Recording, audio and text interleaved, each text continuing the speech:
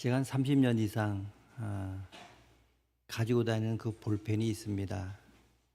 뭐 아주 좋은 볼펜이 아닙니다. 몽블랑 볼펜도 있습니다만은 이 볼펜만큼은 30년 이상 웬만하면 이 볼펜으로 다 사용합니다.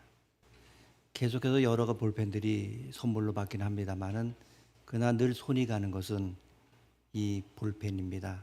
이 볼펜을 통해서 여러 가지 많은 일들을 했기 때문입니다. 때로는 뭐 요즘은 학위 논문 쓰면 컴퓨터로 합니다만은 그때는 한번 손으로 써서 그다음에 컴퓨터에 입력해서 이런 것 되어지는데 모든 것 다 이 볼펜을 통해 되어졌고 지금 이게 좀 흠이 가기도 합니다만은 그래도 이 볼펜만큼은 그만큼 사랑하는 이유는 이 볼펜에 많은 정이 들었고 그리고 이 볼펜을 통해 이룬 일들이 있기 때문입니다. 어쩌면 여러분의 마음속에도 가장 애착이 가는 그런 물건들이 있을 수 있고 애착이 가는 사람이 있을 수 있고 그리고 여러 가지 또한 아련한 마음 가지고 있는 그런 것들이 있을 수가 있습니다. 그러나 우리의 역사가 아무리 어렵다고 할지라도 우리의 삶의 주변과 삶의 환경이 아무리 암울하다 할지라도 여러분이 지금 갖고 있는 삶의 태도와 삶의 습관과 삶의 형편이 캄캄하고 어둡다 할지라도 인간의 삶의 형편과 삶의 환경이나 삶의 유전자의 지배를 받는 것보다 더 강한 지배를 받는 것이 있습니다. 아무리 내가 애착하는 것이 있고 그것을 통해서 뭔가 이룬다 할지라도 그러나 그보다 더 귀중한 것이 있는데 그것은 하나님의 영이 나를 지배할 때 그 모든 것을 이루며 나갈 수 있다고 하는 것입니다. 분명 세계 역사는 계속 시간은 흘러가고 역사는 지나가고 있습니다. 그럼 역사는 무엇이 움직입니까? 어떤 사람은 총끝이 움직인다 이렇게 이야기합니다. 어떤 사람은 돈이 움직인다 이야기합니다. 어떤 사람은 사람이 움직인다 이렇게 말합니다만은 아닙니다. 역사는 하나님의 뜻이 움직입니다. 하나님의 계시라고 하는 말은 하나님의 뜻이 없는 백성은 망한다는 말입니다. 하나님의 뜻이 내리지 않는 백성, 하나님의 뜻을 모르는 지도자, 하나님의 뜻을 모르는 정권자는 망한다는 이야기입니다. 이것이 역사가 지배했던 것 아닙니까? 하나님의 뜻을 저버린 자들은 다 망했습니다. 그러면 여러분이 살아가면서 꿈을 가지고 있었는데 여러분 그 꿈이 무엇입니까? 비전이 무엇입니까? 이것이 어렵습니까? 아닙니다. 쉽습니다. 비전이라고 하는 것은 미래에 대한 그림입니다. 집을 짓기 전에 건축하신 분들이 수많은 설계도를 그립니다. 이 설계도가 보게 되면 꿈입니다. 교회라고 하는 것은 정신적 창조를 만들어주는 것입니다. 그런데 놀라운 것은 보이는 것들은 보이지 않는 것들이 나타나고 있다고 하는 것입니다. 정말 어려운 시대에 역경을 뚫고 나간다거나 아니면 무너지는 회사를 일으킨다거나 아니면 미래지향적인 기업을 일으킨다거나 아니면 혼란과 혼돈 속에 있는 백성들을 이끌어가는 지도자가 어떤 사람들이냐? 그 사람들은 하나님의 계시와 영감으로 보이지 않는 것을 창조하고 나가는 사람들입니다. 오늘 본문 말씀 잠언 29장 18절 말씀 우리 함께 읽겠습니다. 묵시가 없으면 백성이 방자에 행하거니와 율법을 지키는 자는 복이 있느니라. 아멘. 이 말씀은 하나님께서 우리에게 주신 비전과 꿈이 얼마나 중요한지를 잘 보여주고 있습니다. 하나님께서는 우리 각자에게 특별한 꿈을 주시기를 원하십니다. 그 꿈이 바로 우리의 삶을 이끌고 하나님의 뜻을 이루는 도구가 됩니다. 그런데 여러분 중에는 혹시 삶의 여러 어려움으로 인하여 꿈을 잃어버린 분들이 계실지도 모릅니다. 동물의 생태를 보게 되면 우리가 한데 벼룩은 자기 몸보다 70배를 뛴다고 합니다. 그런데 작은 통 속에 집어넣으면 뚜껑에 부딪혀서 자기 머리가 아프니까 뛰지 않습니다. 그냥 뚜껑의 높이만큼만 뜁니다. 사람의 잠재력이 아주 위대한데 환경의 뚜껑에 짓누리고 부정적인 사고에 짓눌려서 한계 안에 살고 있다고 하는 것입니다. 자기 한계 속에서 자기도 모르게 낮아지고 작아졌다고 하는 것입니다. 우리가 생각하는 자화상과 하나님이 우리를 바라보는 하나님의 자화상은 다릅니다. 내가 나를 바라보는 것을 자화상이라고 하고 하나님이 나를 바라보는 것을 하나님의 형상이라고 합니다. 우리는 건강한 자아상만 가지고 있어도 괜찮게 살아갑니다. 내가 생각하는 나의 모습보다 하나님이 생각하는 나의 모습이 훨씬 크다는 것을 여러분 분명히 믿으시기를 바랍니다. 내가 나를 보는 모습이나 다른 사람이 나를 어떻게 보느냐보다도 하나님이 나를 어떻게 보느냐가 중요합니다. 예수 믿는 사람이 상처받지 않고 사는 비결은 하나님이 나를 어떻게 보느냐 하는 것입니다. 하나님이 여러분을 대단한 존재로 보신다는 사실을 믿으시기를 바랍니다. 그러니까 다른 사람이 나에게 무슨 말을 하든지 정말 무슨 상관이 있겠습니까? 정말 사실도 아닌 일에 쉽게 상처받고 나를 우습게 보고 모독했다고 잠 못 자고 주님 살려주십시오 이러고 있는 것이 우리의 모습입니다. 하나님은 너는 대단한 사람이다. 너는 상처 안 받으면 안 된다. 정말 너는 존귀한 자라고 이야기하지만은 우리는 끊임없이 세상 사람들의 그런 말들에 휩쓸려 가고 있다고 하는 것입니다. 내 속에 위대한 가능성이 있습니다. 왜? 하나님께서 우리에게 그것을 주셨기 때문입니다. 그러면 나에게 있는 가능성이 잠재력, 꿈, 비전을 이루기 위해서 부모님들이 나에게 무엇을 해줘야 합니까? 이렇게 해달라고 요구할 때도 있습니다. 그러면 세상에서는 최고의 부모를 종종 물질적 자원을 아끼지 않으며 자녀의 모든 필요를 채워주는 부모라 이렇게 정의를 합니다. 자녀의 일거수일투족을 챙기고 모든 것을 해결해주는 부모, 사회적으로 성공한 부모가 최고의 부모로 여겨지기도 합니다. 그러나 이런 부모가 자녀와의 관계에서 항상 행복한 결과를 가져오지 않습니다. 많은 경우 최선을 다한 부모의 헌신이 자녀에게 오히려 부담이 되어 관계가 어려워질 때도 있다고 하는 것입니다. 반면에 기독교적 가치관에 기반한 부모는 자녀에게 물질적인 부나 명성을 넘어서는 중요한 가치를 심어줍니다. 그건 무엇입니까? 꿈입니다. 최고의 부모는 자녀가 하나님께서 주신 꿈을 발견하고 그 꿈을 이뤄가는 여정에서 자녀를 지지하고 격려하는 부모입니다. 우리가 자녀를 사랑하는 부모로서 또는 교회 공동체의 일원으로서 자녀들에게 무엇을 남겨줄 수 있겠습니까? 돈이나 명예 혹은 세상의 성공을 자녀들에게 분명히 물려줄 수 있지만은 그것이 자녀들의 삶을 행복하게 만들지는 않습니다. 오히려 최고의 부모는 자녀에게 야망이 아닌 꿈을 심어주는 부모입니다. 하나님이 주신 꿈을 가지고 살아가는 사람은 하나님께서 그 인생을 책임져 주시고 마침내 그 꿈대로 인생을 이끌어 가십니다. 이런 부모 밑에서 자란 자녀들 한결같이 나는 이 세상에서 내 아버지와 어머니를 가장 존경한다 이렇게 말할 것입니다. 우리가 자녀에게 꿈을 심어주는 것이야말로 그들이 하나님 앞에서 올바르게 살아가도록 돕는 가장 중요한 방법입니다. 세속적인 야망이 아닌 하나님이 주신 꿈을 자녀에게 심어주는 부모가 진정한 최고의 부모입니다.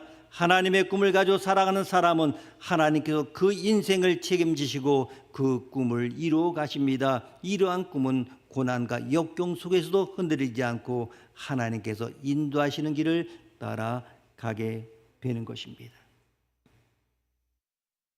최고의 부모는 말씀드린 대로 자녀에게 야망이 아닌 꿈을 심어주는 부모입니다. 성경에서 꿈의 사람으로 가장 대표적인 인물이 누굽니까? 우리가 잘 아는 대로 요셉입니다. 요셉의 이야기를 통하여 우리는 꿈을 가진 자가 왜 중요한지를 깨닫게 됩니다. 꿈이 없는 사람은 방황하고 목적 없이 살아가게 됩니다. 그러나 하나님 주신 꿈을 가진 사람은 어떤 역경 속에서도 그 꿈을 붙들고 나아갈 수 있습니다. 요셉은 17살에 하나님께서 주신 꿈을 꾸었습니다. 자신이 묶은 곡식단은 일어서고 다른 형제들의 곡식단이 자신의 단을 둘러서서 절을 했습니다. 그뿐만 아니라 해와 달과 11별이 자기에게 절을 했습니다. 그 꿈은 자신이 지도자가 되는 꿈이었고 그는 그 꿈을 잊지 않고 마음에 간직했습니다. 요셉은 그 꿈 때문에 형들로부터 시기를 받고 미움을 받았습니다. 심지어 그를 아끼는 아버지에게 꾸지람을 들었습니다. 형들과 아버지로부터 그 꿈을 이야기하지 말 것을 강요받았습니다마는 요셉은 하나님의 꿈을 마음에 간직했고 그 꿈을 선포했습니다. 이제 형들의 미움받아서 애굽의 종으로 팔려갑니다. 보디발 집에서 억울하게 누명 쓰고 감옥에 갇혔지만은 요셉은 그 모든 역경 속에서 하나님께 주신 그 꿈을 잊지 않았습니다. 하나님 마침내 그 꿈대로 그를 애굽의 지도자가 되게 하셨습니다.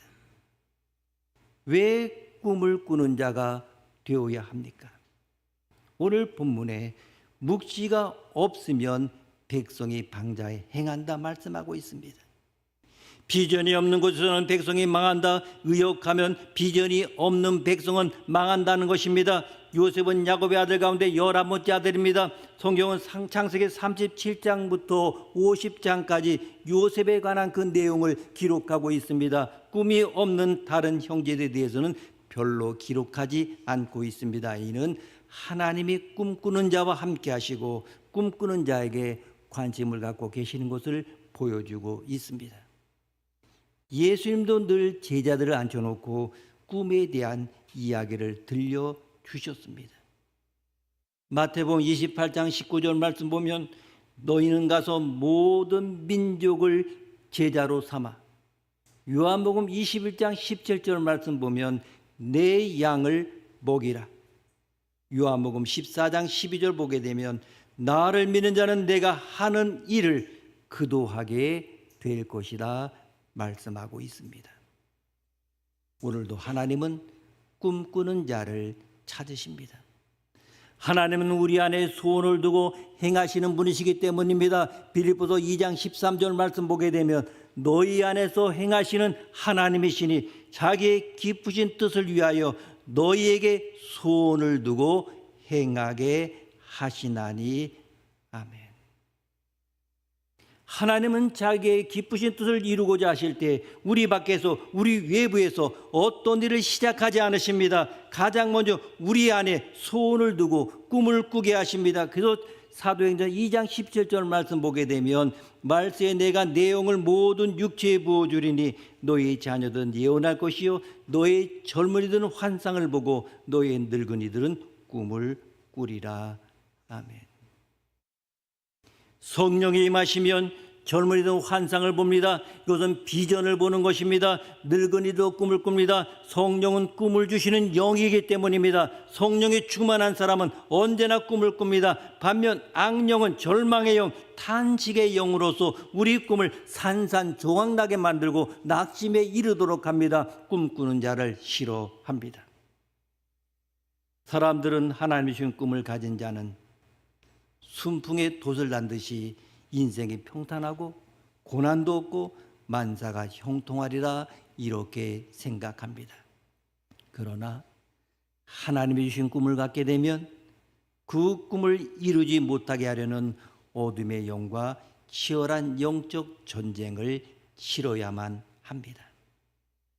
더 많은 유혹을 경험하게 되고 더 치명적인 고난과 역경을 만나게 됩니다. 요셉도 하나님 주신 꿈을 꾸었기에 형들로부터 미움과 시기를 받았습니다. 어린 나이에 종으로 애굽에 팔려서 보디발 집에서 종살이했습니다. 나중에 보디발 아내의 유혹을 물리쳤는데 억울하게 누명을 쓰고 감옥 생활을 해야만 했습니다. 그러나 이 요셉은 하나님의 주신 꿈을 가졌기 때문에 그 많은 고난과 역경을 이겨낼 수 있었습니다.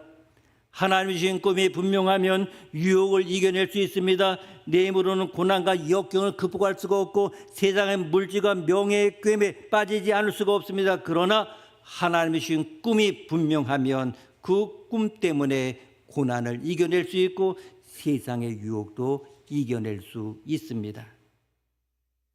청년들이 쉽게 절망하고 유혹에 넘어지고 방황 가운데 향락을 추구하는 이유가 무엇입니까? 꿈이 없기 때문입니다. 선한 싸움을 싸우고 달려가야 할 인생의 표대가 없기 때문입니다. 그러하기 때문에 자녀들에게 착하고 선한 사람이 되라, 죄를 짓지 말라, 술과 담배를 가까이 하지 말고 음란을 피하라고 일방적으로 명령하고 지시하는 것은 반항심만 불러일으킬 뿐입니다. 하나님께서 주신 비전과 꿈이 없다 보니까 인생의 목적을 잃어버렸고 방황하며 세상의 유혹에 빠지게 됩니다. 청년들에게는 하나님이 주신 꿈을 갖게 하는 것이 더 중요합니다. 하나님께서 우리에게 주신 꿈은 우리의 힘만으로는 이루어질 수 없습니다.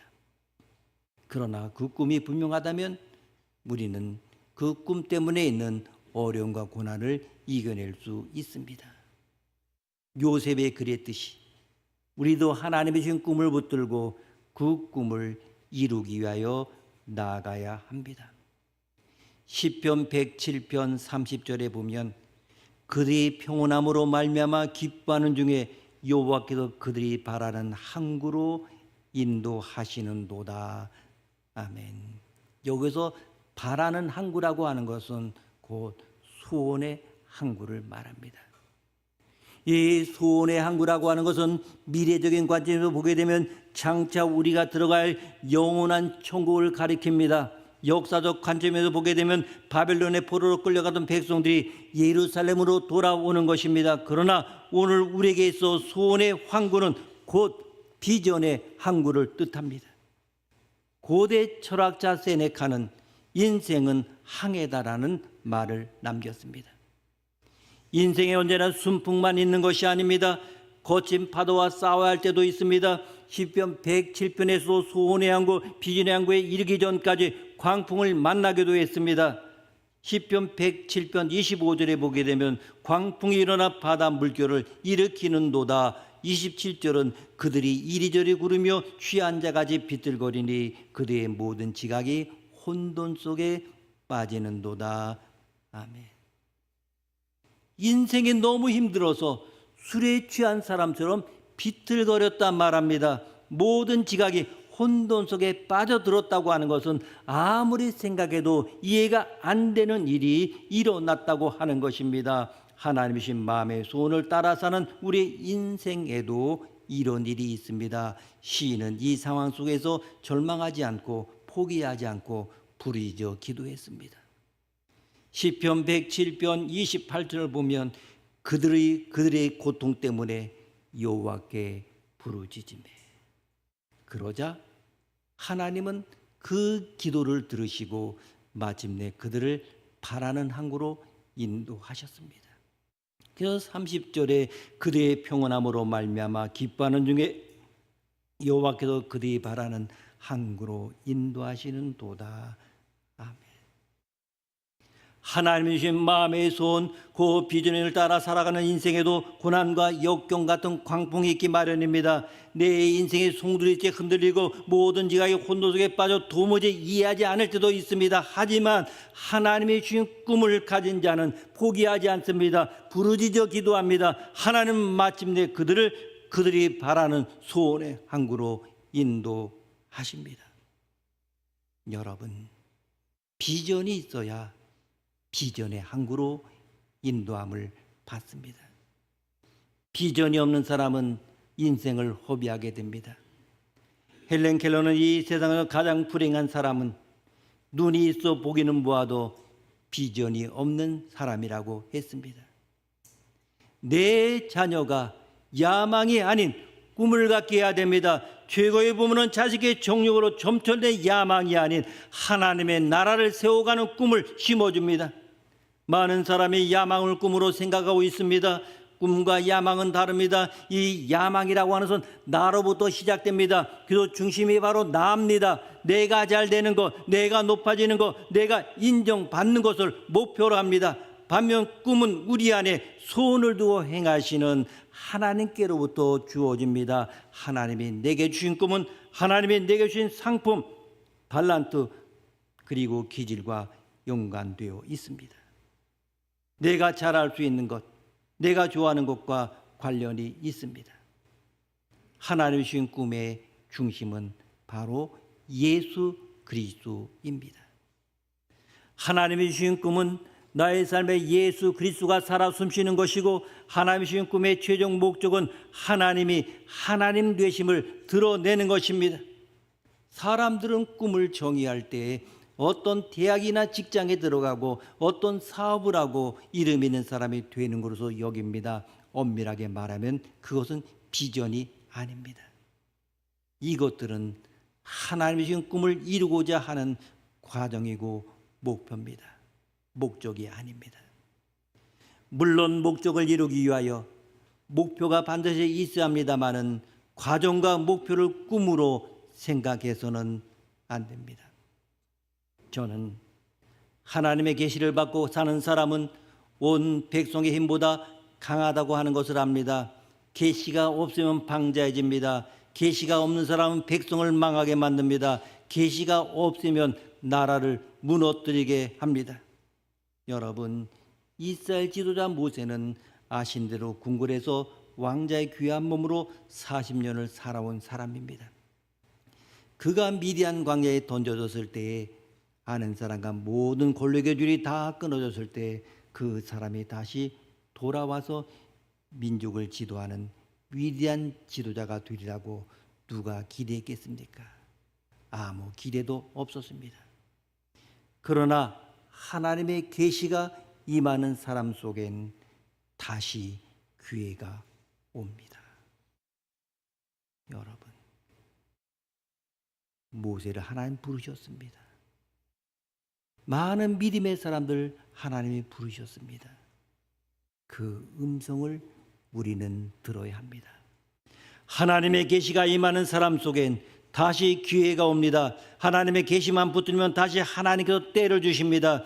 저는 오늘 여러분이 무슨 일로 여기에 나왔든, 왜 여기에 나왔든, 어쩌다 나왔든 하나님이 모세의 발길을 인도하듯 보이지 않는 하나님의 손이 여기로 인도한 줄로 믿습니다. 요셉은 애굽의 국무총리가 되었습니다. 그러나 그것보다 더 중요한 내용이 있습니다. 그가 국무총리가 되어서 하나님의 구원의 역사를 이루는 중요한 통로로 쓰임을 받았다고 하는 것입니다. 하나님께서 내게 주신 그 비전은 누구처럼 살아가는 것이 아닙니다. 가장 나답게 사는 것입니다. 비전의 사람은 다른 사람처럼 살지 않는 것에 대해 억울해하지 않습니다. 비교하지 않습니다.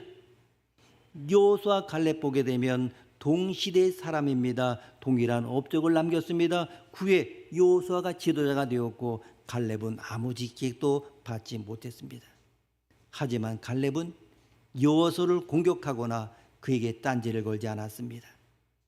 하나님이 자신에게 주신 꿈은 지도자가 되는 것이 아니라 헤브론의 산지를 정복해 하나님의 하나님 되심을 드러내는 것임을 알았기 때문입니다. 비전이 분명한 자는 남과 비교하지 않습니다. 세상의 성공으로 끝나지 않습니다. 그 비전을 통하여 하나님의 하나님 되심을 드러냅니다. 최고의 부모는 하나님의 주신 꿈을 찾게 만들어주는 부모입니다. 내 자녀가 좋아하는 것, 잘할 수 있는 것이 무엇인지를 발견하게 해야 합니다. 꿈을 품으면 새로운 역사가 시작됩니다. 그러기 때문에 믿는 자가 꿈을 꾸는 것은 선택이 아니라 필수입니다. 이것을 분명히 기억하십시오. 최고의 부모는 야망이 아닌 꿈을 심어주는 부모입니다. 여러분, 꿈을 가지셨습니까? 여러분의 인생을 걸만한 목표를 발견하셨습니까? 그 꿈을 향하여 꾸준히 노력하고 계십니까? 아무리 좋은 꿈이라 할지라도 우리의 삶에 그 꿈과 반대되는 삶이라면 아무런 소용이 없습니다. 우리 예수님의 꿈은 하나님 아버지의 뜻을 이루는 것이었습니다. 아버지의 뜻은 인류를 죄 가운데서 건지는 것이었고 이를 위해 아들을 희생시키는 것이었습니다. 예수님의 모든 삶은 이 목표를 향하여 맞춰져 있었습니다. 예수님의 하루하루는 갈보리 십자가를 향하여 한 걸음씩 한 걸음씩 전진하는 것이었습니다. 주님은 이것을 한시도 잊어본 적이 없고 주의 수많은 유혹을 단호히 물리쳤습니다. 제자들이 머뭇거릴 때 주님은 앞장서서 예루살렘을 향하여 나아가셨습니다. 사랑하는 제자 베드로가 자원하여 잡히시는 예수를 막았을 때 사단아 물러가라고 사정없이 꾸짖었습니다. 우리 예수님은 아버지께서 주신 자신의 사명을 이루기 위하여 조금의 허점도 보이지 않으셨습니다. 예수님은 최고의 비전의 사람입니다. 여러분은 비전의 사람입니까? 저 앞에 보이는 분명한 목표를 향하여 나아가는 발걸음을 휘청거리게 하지 마십시오. 약속의 말씀을 굳게 붙잡으십시오. 그리고 그 목표에 부합하는 삶을 사십시오. 9일 세인들이 여러분을 향하여 이 사람은 진실로 비전의 사람이었다라고 평가할 수 있도록 사시기를 바랍니다. 여러분, 하나님께서 주신 꿈을 다시 회복합시다. 성령께서 우리에게 주신 꿈을 통하여 하나님께서 이루시고자 하시는 일들을 발견하고 그 꿈을 이루기 위하여 나아갑시다. 하나님은 꿈꾸는 자를 통하여 하나님의 나라를 이루어 나가십니다. 우리가 그 꿈을 붙들고 나아갈 때 하나님은 우리의 삶을 통하여 놀라운 일들을 이루실 것입니다. 기도하시겠습니다. 사랑의 하나님, 오늘 우리에게 꿈을 주시고 그 꿈을 회복하게 하시니 감사합니다. 우리의 삶 속에서 하나님께서 주신 꿈을 잊지 않고 그 꿈을 이루기 위하여 나아가게 하옵소서. 성령님, 우리에게 새로운 비전을 주시고 그 비전을 이루기 위하여 필요한 용기와 힘을 허락해 주옵소서. 존귀하신 예수님의 이름으로 기도드립니다. 아멘. 이 시간 우리가 자녀들을 위한 기도를 하기를 원합니다. 그래도 가족끼리 이렇게 좀 앉으셨긴 했는데 우리가 부모님들은 그 자녀들을 품에 안고 정말 이 자녀가 하나님의 뜻 가운데 어떻게 자랐으면 좋겠다. 하나님의 꿈을 갖고 자라가는 아이가 될 수 있도록, 그리고 자녀들이 나오지 않았다면 자녀의 이름 부르면서 우리가 조금 자리를 움직여서라도 자녀 옆에 가서 우리 자녀를 품에 안고 이렇게 잠깐 기도하는 시간을 갖도록 하겠습니다. 자,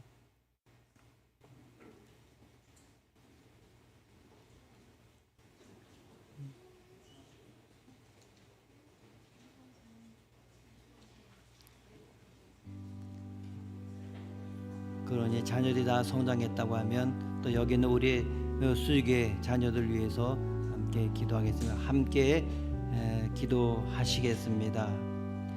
하나님 아버지, 죄를 사랑하여 주셔서 이렇게 우리를 불러주시고 온 세대 예배드릴 수 있도록 그리 주여 감사합니다. 하나님, 정말 우리 거룩한 귀한 자녀의 앞날을 책임져 주시옵소서.